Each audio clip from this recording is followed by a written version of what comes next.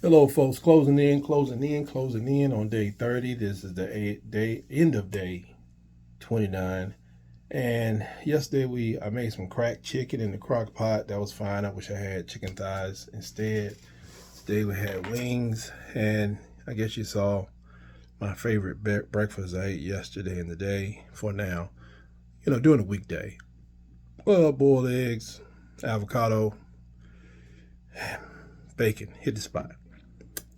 Made my mouth salivate, just hit the spot.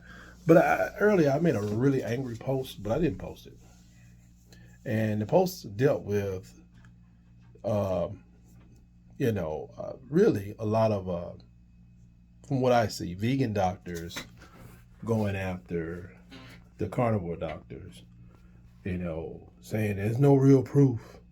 And you get colorectal cancer if you keep eating meat down the line. Personally, I don't think I'll be a carnivore. That's why I named myself Ketovorian. I think I'll be a keto person pretty much the remainder of my life because I have insulin resistance really bad. Why would I ever eat over 50 carbs if I can help it? 100 carbs on a special event. It don't make sense. I'm addicted to sugar. So veganism for me, I dabbled into it one day. My daughter does this pescatarian thing. It's too many carbs for me. And I wish people would stay away from all kind of soy products because that's a whole nother conversation. But I think people have made themselves healthy for a little while or for a long while on veganism. Then something shows up.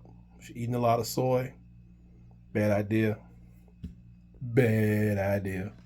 But if you're eating natural foods as a vegan, I can see how it can work out for you, depending on what kind of background you have. But all this, you know, East Coast, West Coast rap, hip hop, gang life, man, nobody see nobody with no 8, 12 years of degree banging over dietary. Man, the bigger enemy is the USDA, the FDA, these corporations that are selling death, the processed food companies who take up 75% of the floor space on your favorite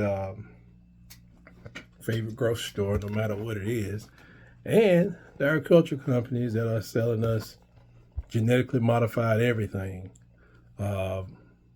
in the rest of the, well, not the rest of it, probably the other 20%, because the rest of it is for soap and toilet paper, the rest of the grocery store space. So that's the real enemy. If you want to help somebody out as a vegan doctor, teach these people how not to be 300 and 400 pound vegans. It's very common in the state where I live. The people that, there's a lot of people out here that are vegans that, what they call them, cake and donut vegans. No, dissuade them from eating that mess. Don't go after Dr. Chafee or Berry, because that's wasting time. We are in a what, doctors? A national health crisis. It's a national health emergency.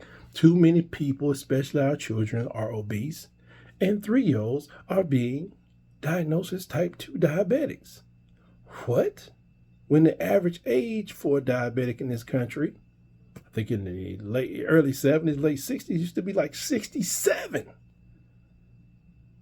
Come on, man. You got to work together. But you need to work toward the main enemy. There are real enemies out there. I don't think the doctors, the carnivore doctors, and the thought leaders, they're not the enemies. The enemies are out there. They're waiting on your patients too. So teach your patients how to be better patients, better vegans. Stay away from over here what we doing, keto down, whatever. Just stay off of them. Leave them alone. I don't see them talking about y'all. And some people do have adverse reactions to vegetables. So why would we eat them? Some of us don't want to eat none of them again.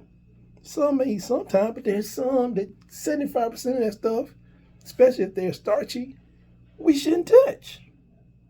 People are freeing themselves of real inflammation, what they call it, autoimmune diseases, and things that grow infections in their bodies, funguses and stuff in the feet, let alone obesity and diabetes.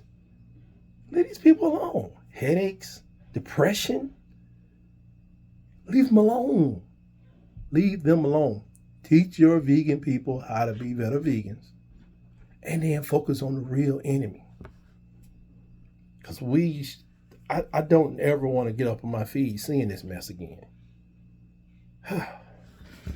Meanwhile, focusing on something else for a second. Got out the tub and it's not a regular towel. Well, they got 4 types. You got a hand cloth, you got a washcloth, you got a hand towel, you got the regular towel, then you got a blanket towel. Well, I celebrate the fact that I comfortably wrapped the blanket towel around myself today as I dealt with my teeth. And I felt good about it. I thought I would share the power of the blanket, the comfortably placed blanket towel. And I just started off on the book Wheat Belly on the audio book. This Wheat Belly, man. I was waiting for a client to show up. I think I got in about the first 40 minutes, which represents 3% of the book or 4% of the book, 4% of the book. Oh boy.